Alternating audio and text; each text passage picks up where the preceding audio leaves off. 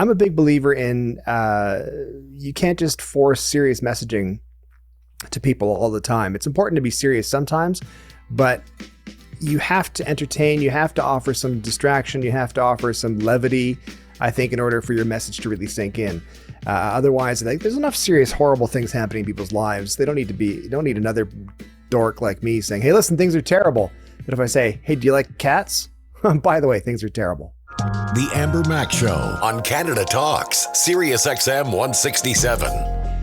Welcome to the Amber Mac Show. In today's episode, we discuss the Trump family's new phone, which will likely be made in China. We also unpack what will happen to influencers in the age of AI and why Meta is trying to steal workers from OpenAI. Plus, the internet's favorite dad joins us to talk lessons from cats about fascism. Jeff, that line will make a whole lot more sense a little bit later on. I expect so. Yeah, we all love Brittlestar. I can't wait for that conversation. We're also going to talk about the latest news that more people are getting their news from podcasts than newspapers. But first, let's get to the headlines. News feed. Before we get to the news, we wanted to remind everyone to tune into our Canada Day special on July 1st on Sirius XM and wherever you get your podcasts, where we'll be sharing some listener contributions on what makes you most proud when you think about our long history of Canadian tech. So we hope you can make us part of your Canada Day. Now let's start the news with what could be a very big story for crypto.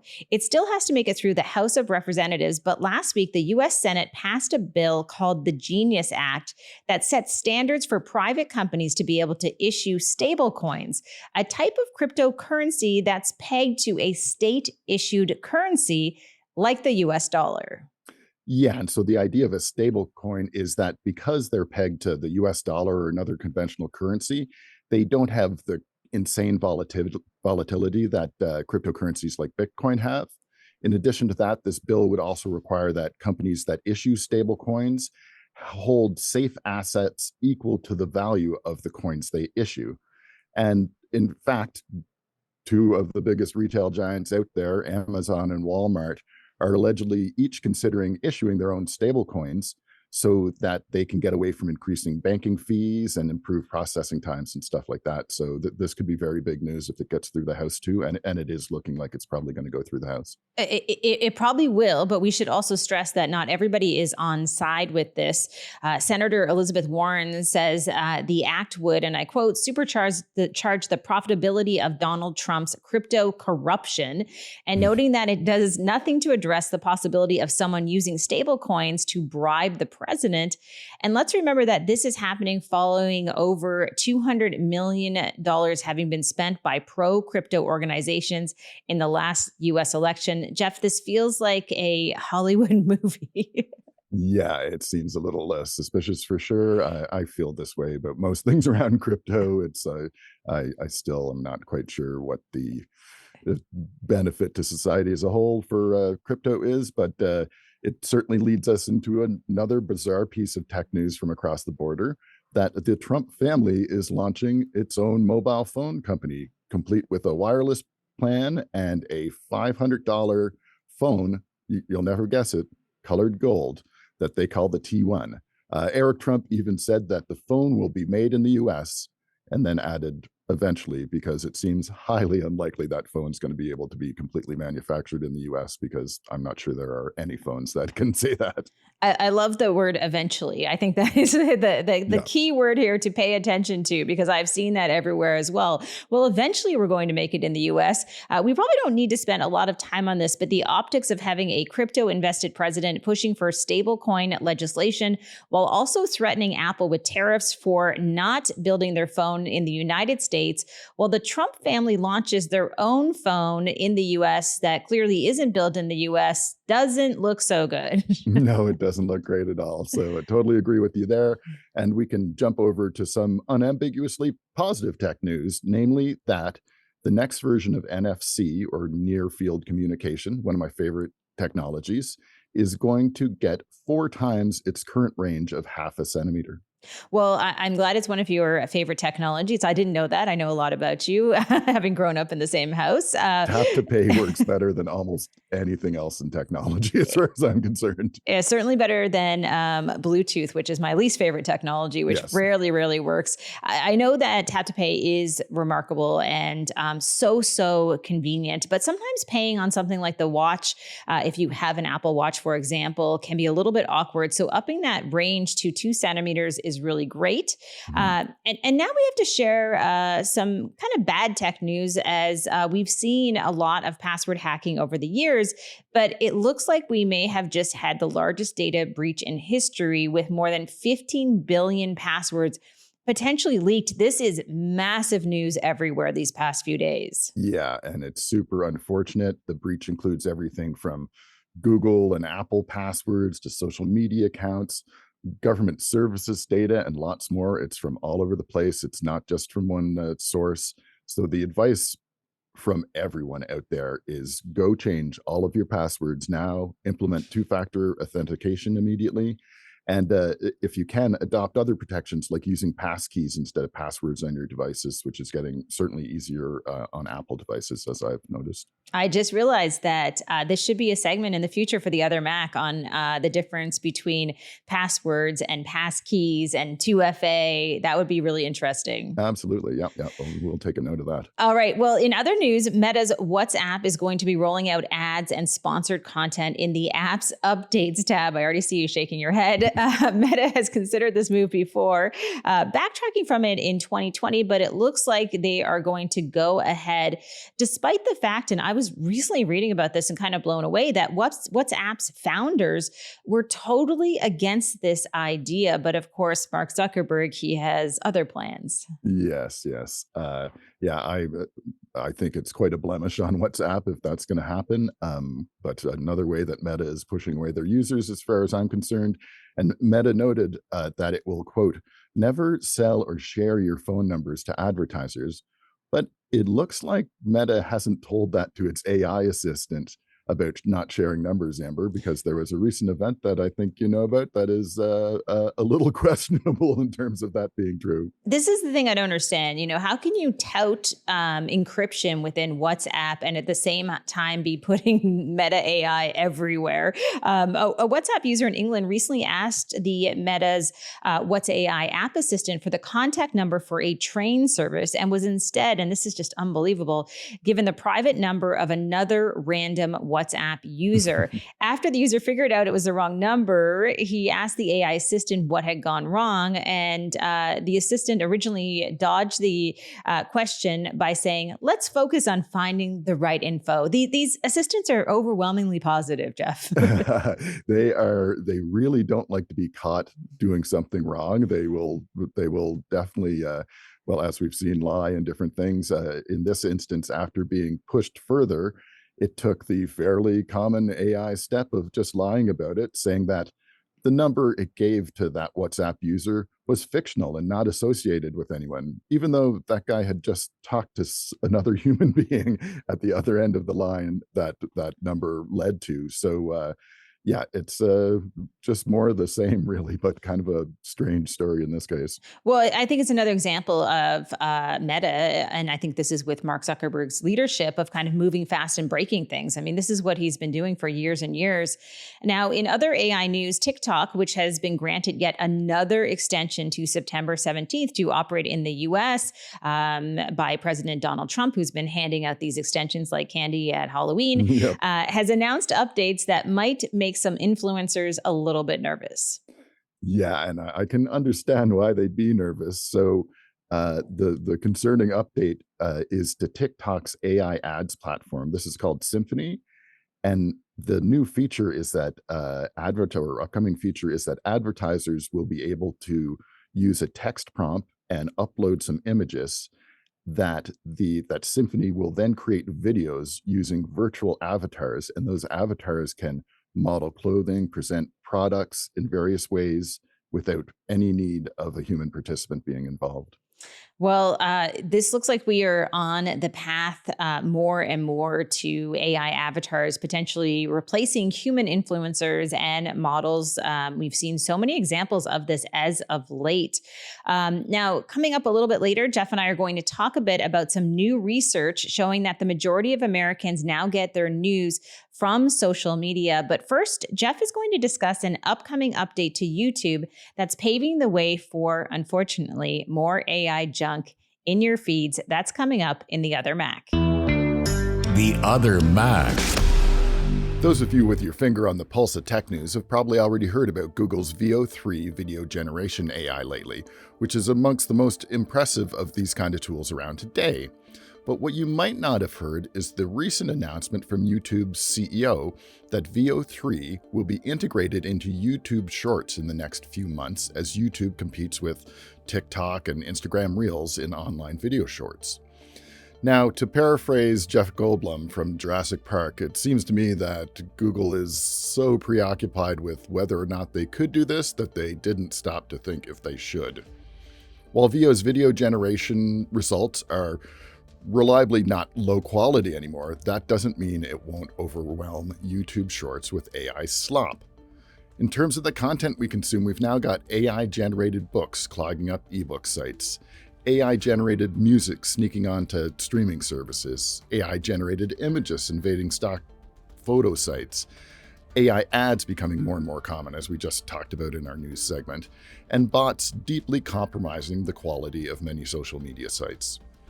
Even my beloved Pinterest is absolutely overrun with garbage AI images and accounts that do nothing but share that kind of content. And users like me have no recourse at all, and that's the norm.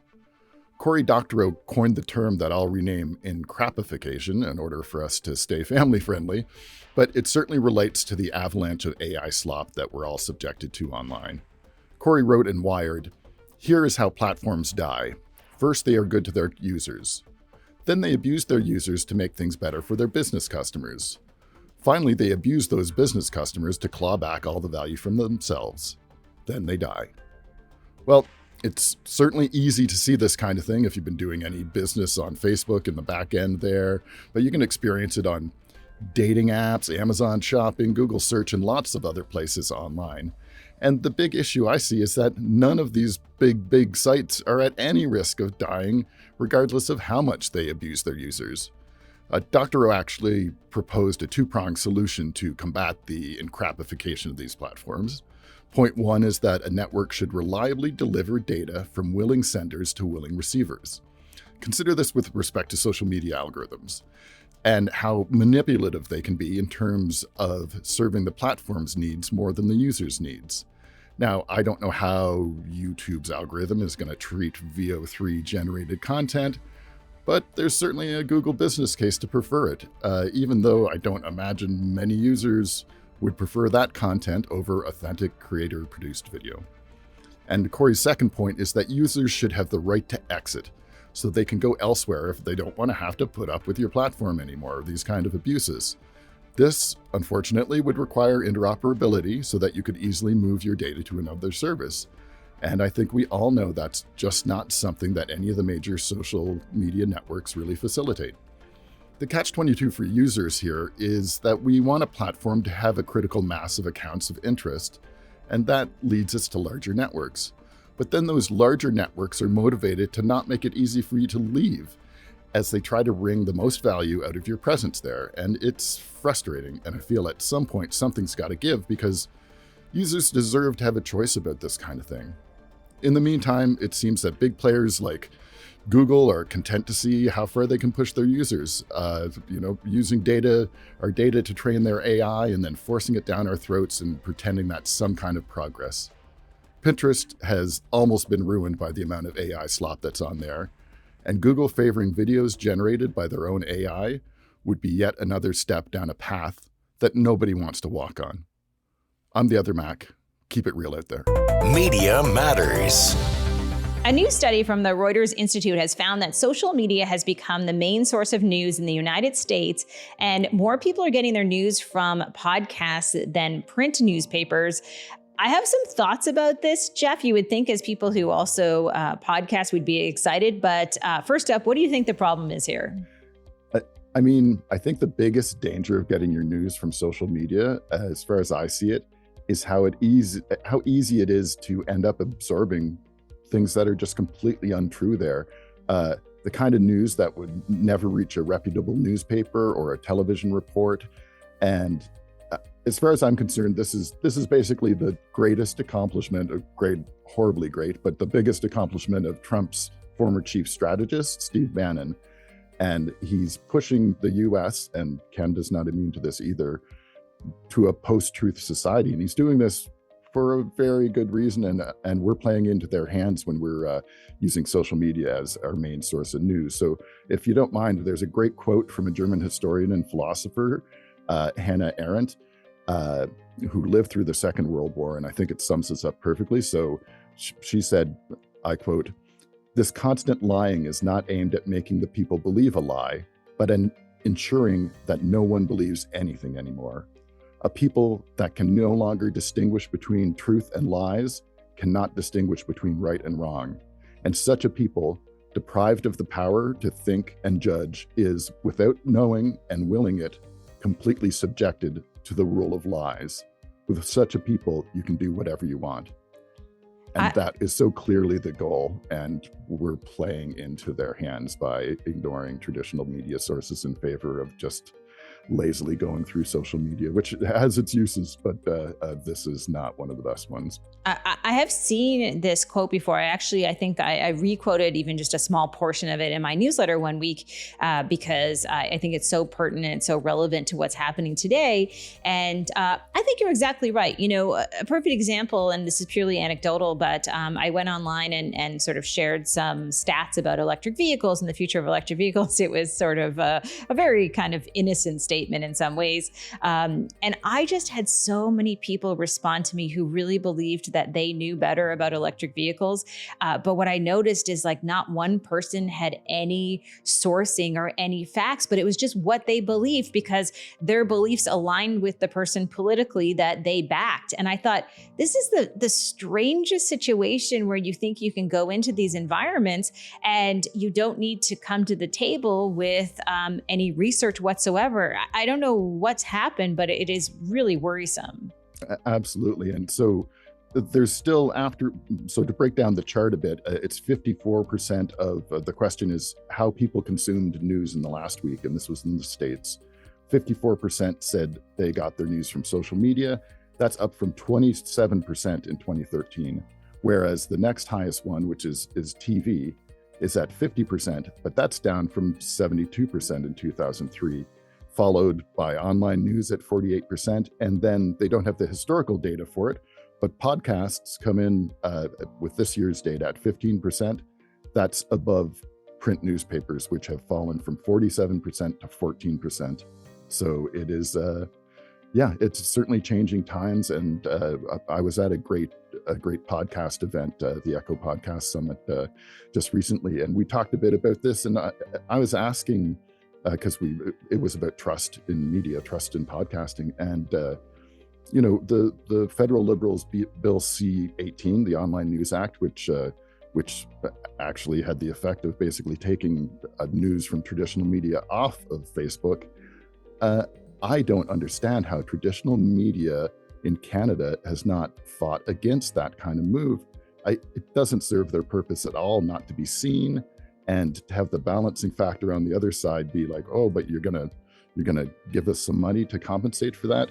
This is just a recipe for it is not taking their responsibility seriously, because it's very important that traditional media be there, be respected, and they're letting themselves disappear by allowing stuff like bills like that to go through, and they disappear off social media, and instead everybody's trusting their crazy uncle on his opinions instead of going to trusted news sources, trained journalists, and people who actually check facts. Well, now your crazy uncle has a microphone and a big audience, so that that also changes things.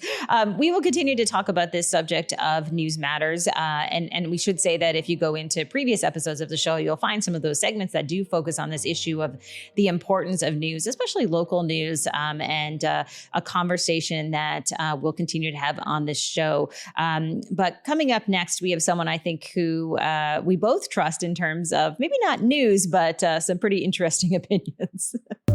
You're listening to The Amber Mac Show on Canada Talks, Sirius XM 167. Stuart Reynolds is best known as Brittlestar online and also the internet's favorite dad. He's an iconic Canadian who's been making us laugh online and offline for more than a decade. Amber spoke to Brittlestar about his online rise to internet fame and his new book, Lessons from Cats Surviving Fascism. Before we dive into their conversation, here's the trailer from his latest book, which is just as confusing as you think it might be. Hi, my name is Brittlestar. Not really. And these are my two cats, Steve and Agnes. They're both dead now, but I learned a lot from them, like how to look unimpressed at all times, and how your crotch is your crotch, and you can lick it anytime and anywhere you damn well please. But the most important thing they taught me was how to survive fascism. So in their honor, I created this guide, The Subtle Art of Resistance, Lessons from Cats for Surviving Fascism, an international bestseller. Available meow. Is the meow too much? Stuart, I was just watching and listening to your trailer on Lessons from Cats for Surviving Fascism, and I apologize because I find it very hard to remember that title. I hope it doesn't affect sales. What is this book all about? It's about learning lessons from cats about surviving fascism. It's kind of in the title. But no, it's basically, it started off as an idea I had as a bit of a writing exercise to be like, how can I think of something fun to write about? And also the world's falling apart. So how can I combine those two things? I thought, well, cats are jerks and cats are horrible. And they're probably like they're fluffy little resistance machines. And they don't do what they don't want to do. They can't be told what to do. You can't make them wear a cute outfit for too long without risking your life. So it sort of seemed like a nice connection. And the more I wrote it, what was really terrifying about the book, I know that this is early to jump into the conversation, but what's really terrifying and I guess good in a way about the book is that I wrote it as kind of like, isn't this funny? And the more I wrote, I thought, this is actually probably pretty relevant.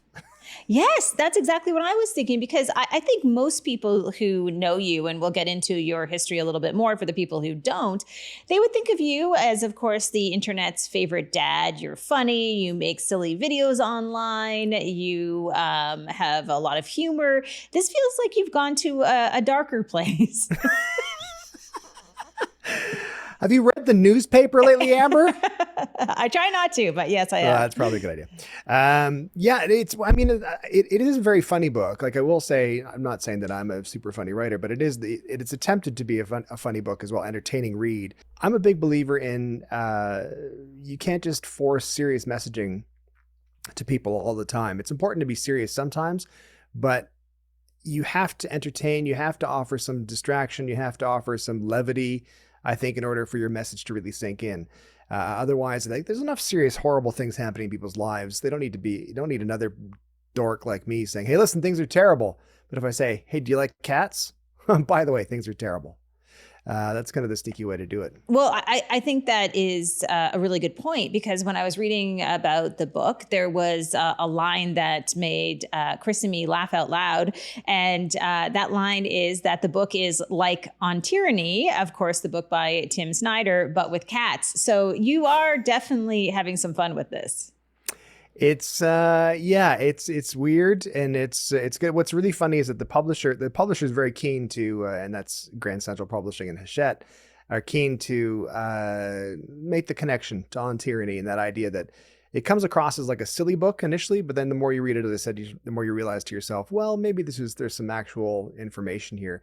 I was saying in a marketing meeting recently, they were showing me a mock-up of the page for the pre-sale on the publishing site, and I said, I don't know if I like the idea that in that section at the bottom of the page where it says, buyers of this may also like, that section of shopping Yeah, of pages. course. And it said buyers of this book may also like something like 50 best farts. And I was like, I don't think we're getting the gravity of this book at all. I mean, those are both funny ideas, but the cats and farting is funny. But it's more like Animal Farm, except not horrible and bleak. Well, I have to say that the book is just out, and we certainly want people to buy the book. But I also want to talk a little bit about you, because we did a very brief introduction to some of your work, and I'm going to assume a lot of people know who you are. But for people who don't, instead of me introducing you, how would you introduce yourself at a party? Social media darling, beloved by many, almost national treasure.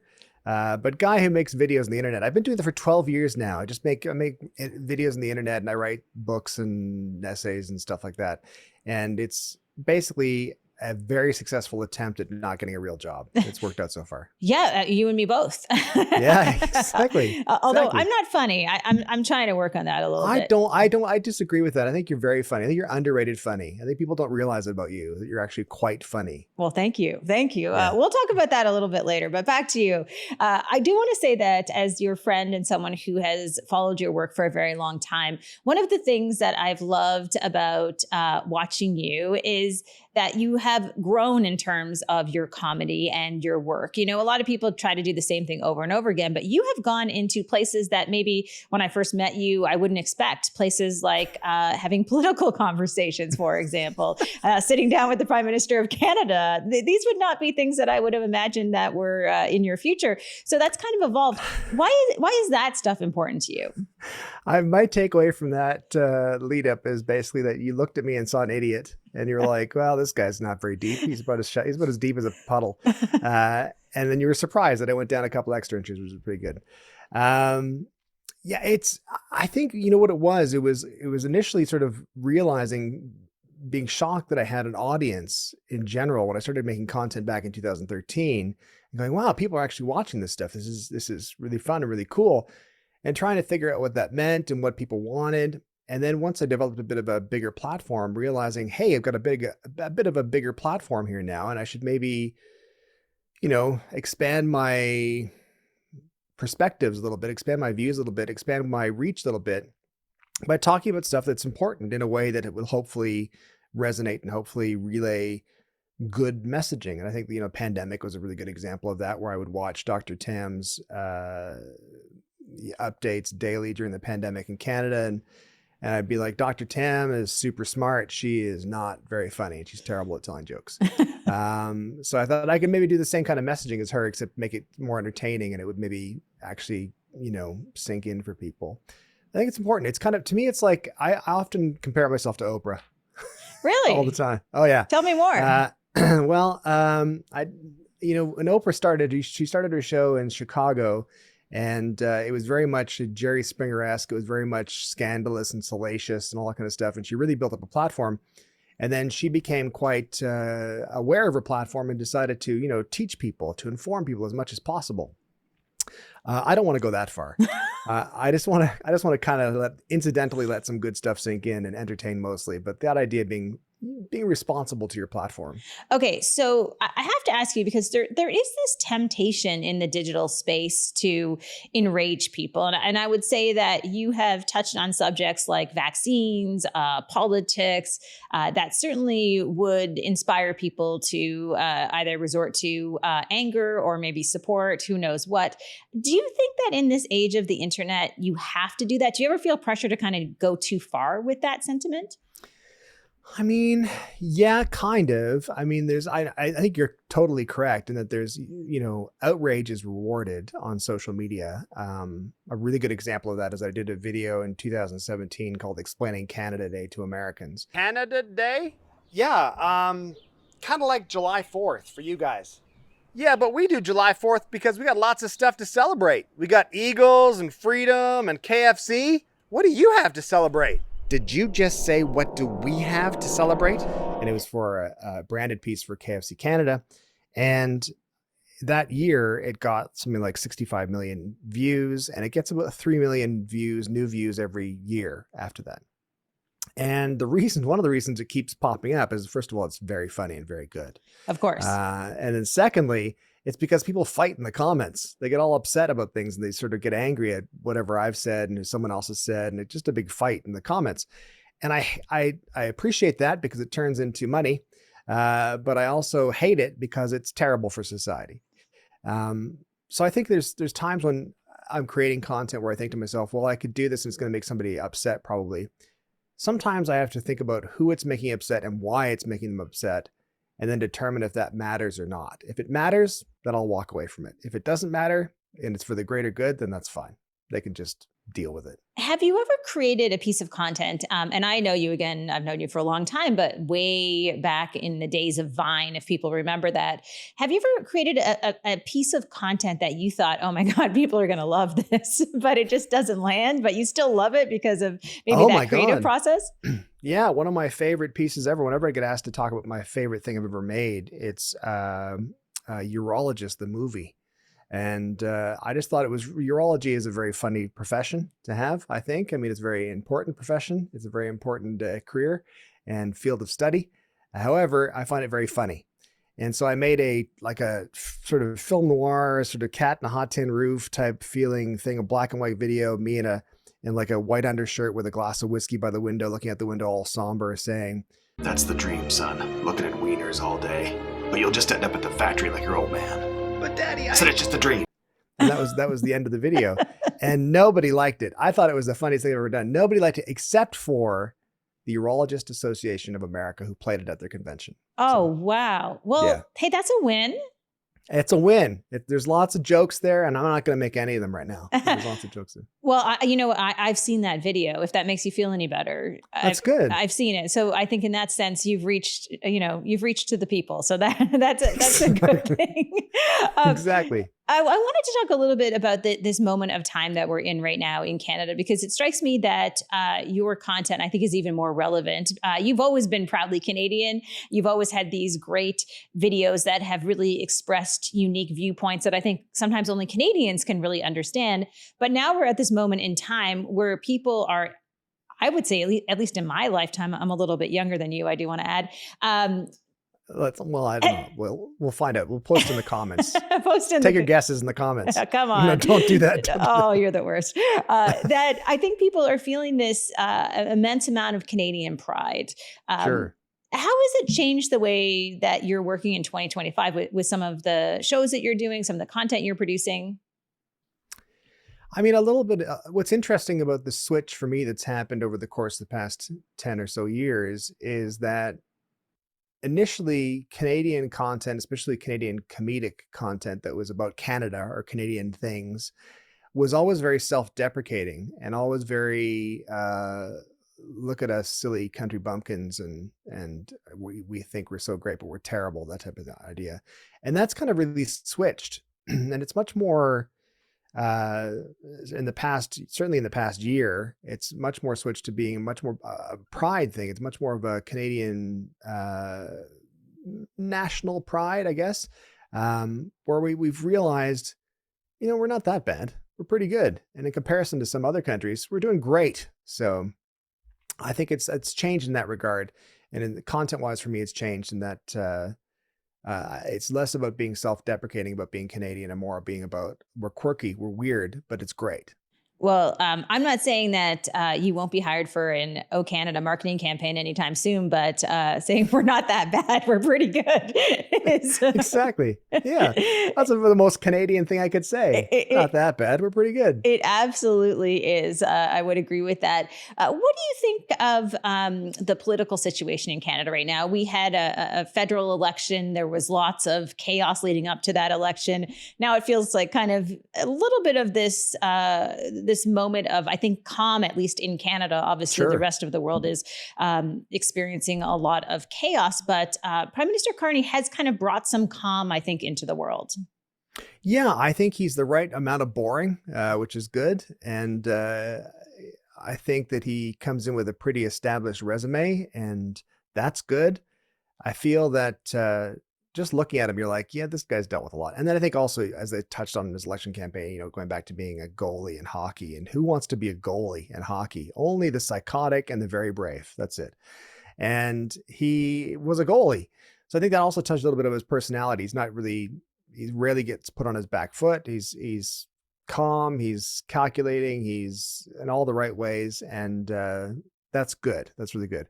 What's fascinating about this time in politics is that I think not everyone, the majority of people were so concerned about the election that they were afraid to criticize anything about anybody.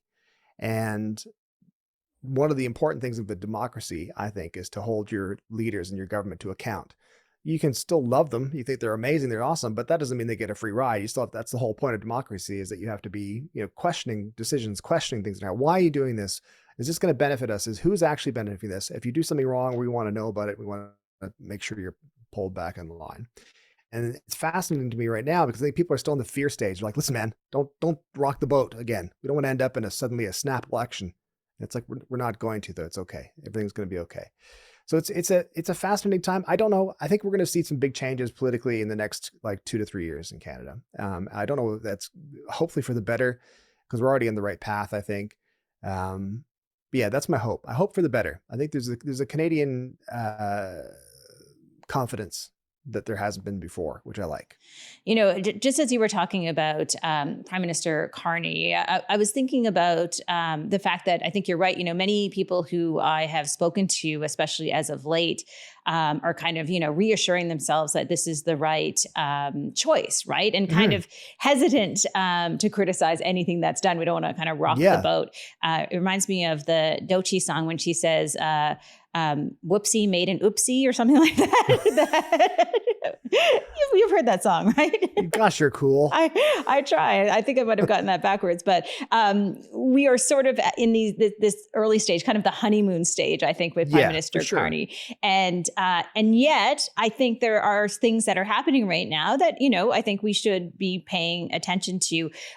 What is your hope for Canadians as far as continuing to be as passionate, perhaps, about our democracy as they were pre-election? I think, what's happening in the USA is a really good way for us to go, oh, okay. So it's a reminder that how good we have it here and how we have the opportunity still here to make it even better. And I think that's one of my favorite things about Canada, is that Canada is not a done deal. Canada is not like we just made Canada and that was it. Canada is a work in progress. And Canada, the whole basis of Canada as a country is, how can we make things better? What are you doing wrong? How can we fix the things we've done wrong and make them better for everybody? And I like that a lot.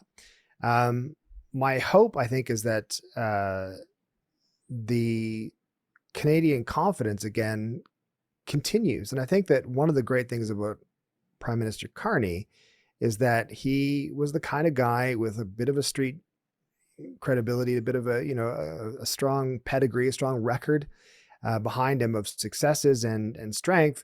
And we kind of needed him to come back home and kick us in the pants and say, we can do this. We can be an energy leader. We can be a technology leader. We can have our own industries. We can do all this stuff. We don't have to always wait for someone bigger than us to say they want to try to bring us with them. And I think that, from a content production, which is, where you and I live, content production sense, to me, it's always been an argument of, we can make good stuff. We can make world-class content in Canada. We have an amazing quality of life in Canada. Why aren't we making more Canadian content and selling it to the world? Like, there's all the content. We should be a content powerhouse for TV shows, films, and internet content as well. And I hope that continues. I hope people realize, this is a good place to be. There's some minor trade-offs. It maybe doesn't have the glitz of the USA or the glitz of elsewhere, but it's all around better, I think. Now, I've never said this to someone I've interviewed before, but let's talk about fascism, because Yeah. this is the topic of your book. One of the things that I have experienced firsthand is that I think sometimes people online don't really know what fascism is. Some of them think we're living in it, which is absolutely not true, at least here in Canada, in our part of the world. Sure. What is it about this topic that drew you to write about it? I think, looking at what's happened in various parts in the world where there's just been a general shift to the right, and I'm really not a fan of labeling people by left or right or whatever, because I think that's just nonsense. I think it's just a case of, I think people's beliefs, as you find out, you might think you're in the same group of people, and then the person beside you has a totally different view on something you have. And I think there's not a lot of benefit to labeling that. But so saying, for the ease of conversation, I think things have shifted more and more and more to the right, and that usually coincides with some political philosophies that are less in line with progressive governments and more in line with authoritarian governments, where it's going to be my way or the highway. And I think that it's important for us as a generation, meaning the people alive currently, to realize that things can get horrible. Like, we sort of often look back to, like, this is probably not very uplifting conversation we had. But I mean, I think people look back at 1930s Germany and go, "How did that happen? How did that happen? Could never happen now. Could never happen now." And then you kind of look around over the past couple of years and go, "Well, actually, it probably could happen again. So we should maybe brush up on this. We should maybe figure out how we can slow things down or stop things entirely or divert this course that we're on currently." And it sounds initially alarmist. And I think what's been fascinating to me is over the past few years, it's gone from anyone mentioning the sort of parallels between other, eras and countries with authoritarian leadership and fascist leadership. It's gone from sounding alarmist to be sounding like, oh, that actually tracks. That actually makes sense now. And that's terrifying. That's super terrifying. And again, I think we're just a part of a generation of people who have come out of World War II and thinking, well, that's ancient history. That's all done. That'll never happen. It could never happen here. And we've had it pretty cushy, I think, since then.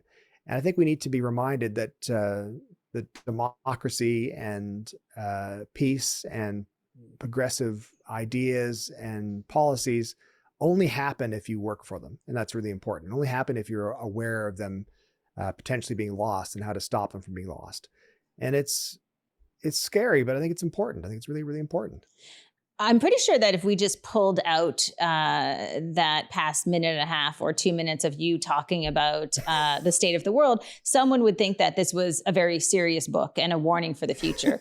But I do want to remind people that this is all about lessons from cats. So yes. What are some of those lessons without giving away what's in the book? Well, I'm glad you asked, and I'm happy to share some of the chapters names with you, just to give you an idea. So it starts off with stay nimble and unpredictable.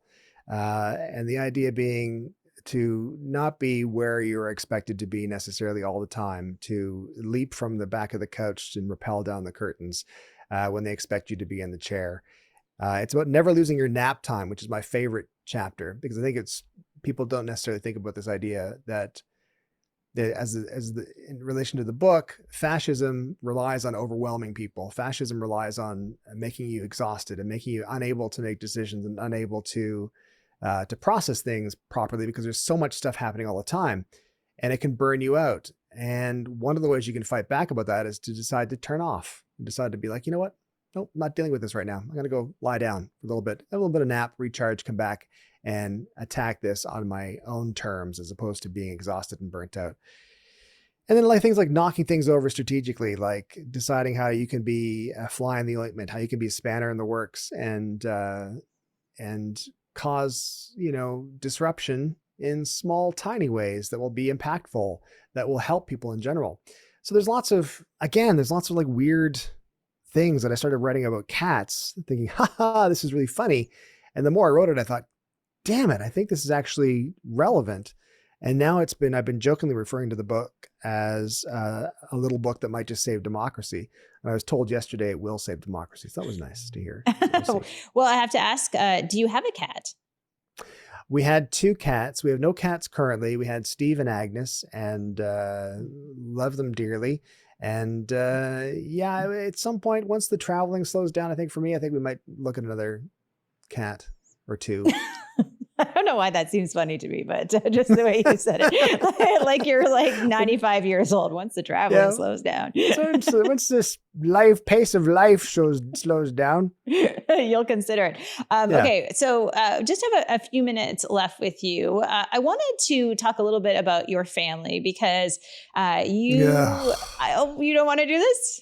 No, that's fine. Okay. It's fine. Go ahead. It's fine. I have always been so fascinated with the fact that your kids are in the industry in terms of digital content and influencer type of content, production work, your beautiful wife, and even your mom is an internet celebrity and also TV star. Not many of us made it to that point, but she certainly did.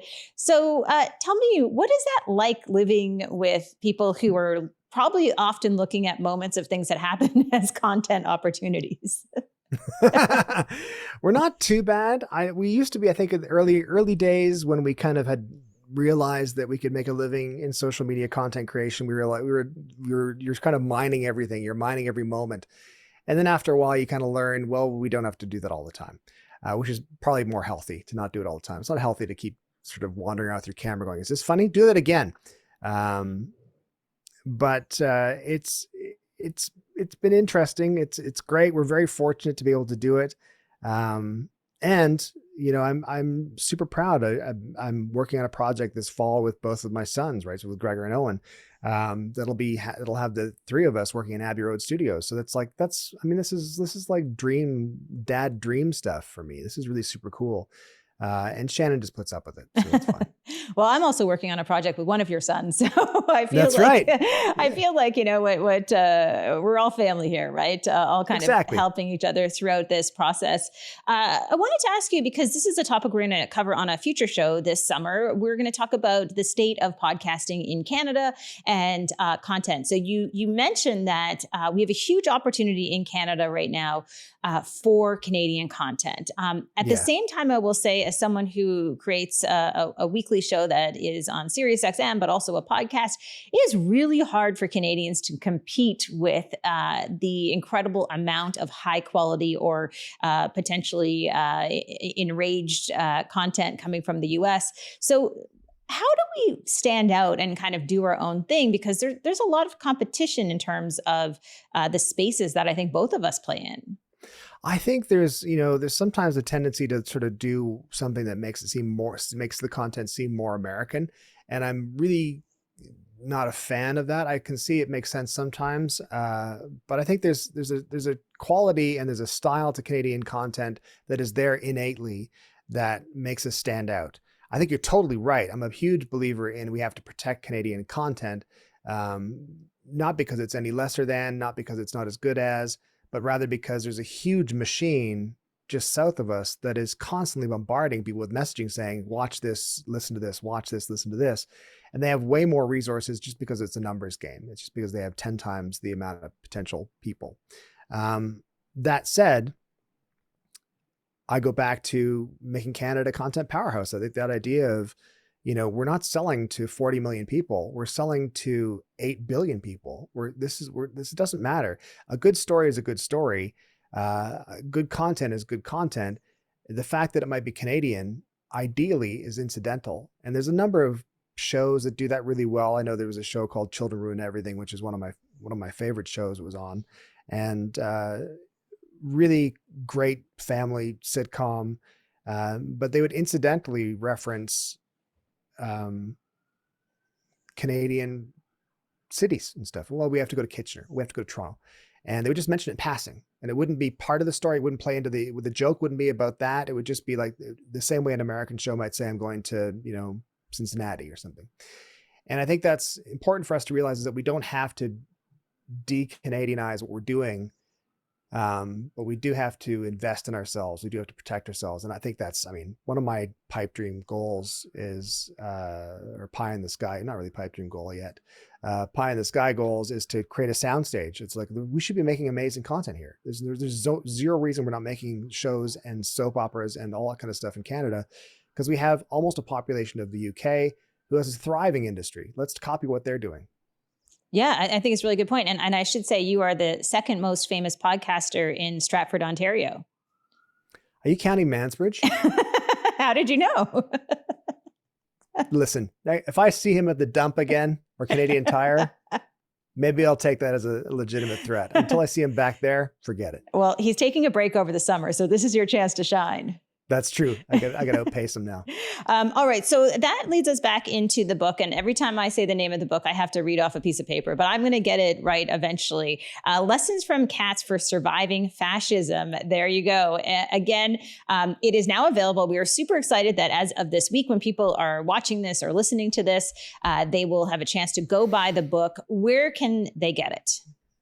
Get it at your favorite bookstore. You can go online if you want to. If you're not averse to doing that kind of stuff, then you can buy it online. But your favorite bookstore will have it. It's super fun. It's I get to launch it. The launch, of course, being at Hatchard's Bookshop in London, England, which is the oldest bookstore in the UK. And yeah, just anywhere. Go in and just demand it, and they'll get it.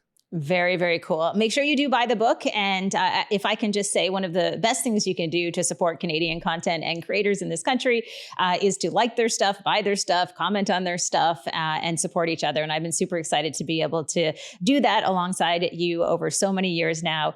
Stuart Reynolds, it's hard for me to actually say your name because you'll always be Brittlestar to me. But thank you so much for joining me on the show, and say hi to your beautiful family. I will do. Thanks, Amber.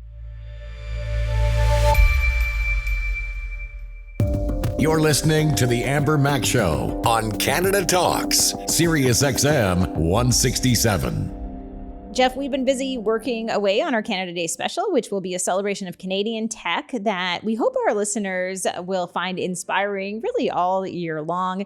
In many ways, 2025 feels like Canada's year, a turning point for the future of this country, especially when it comes to technology. I certainly hope so. There's definitely reasons to be optimistic. And, here in Canada, we're sometimes slow to celebrate our amazing tech history, but we've changed the world with different things. Sure, people know BlackBerry and Shopify, but there's so much more.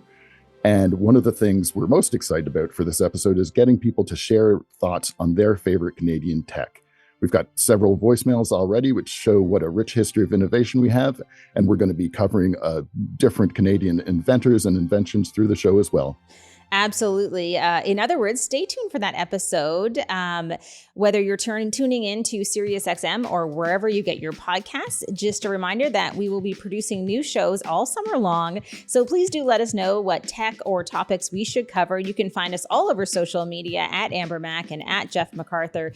We are still on X and we use Blue Sky a lot. So please do let us know. Plus, you can watch our videos on YouTube. Thank you so much for joining us each week on this tech journey, and we'll see you on Canada Day. If you're looking for another way to stay on top of the latest tech news, I wanted to remind you that every Tuesday I send out a free email newsletter that will land in your inbox, and it's all about what's happening in technology and more. Please join our community of 10,000 subscribers. All you have to do is head on over to my website. That's ambermac.com/newsletter, and you can join for free and sign up as we try to navigate our fast future better together. You're listening to The Amber Mac Show on Canada Talks, Sirius XM 167.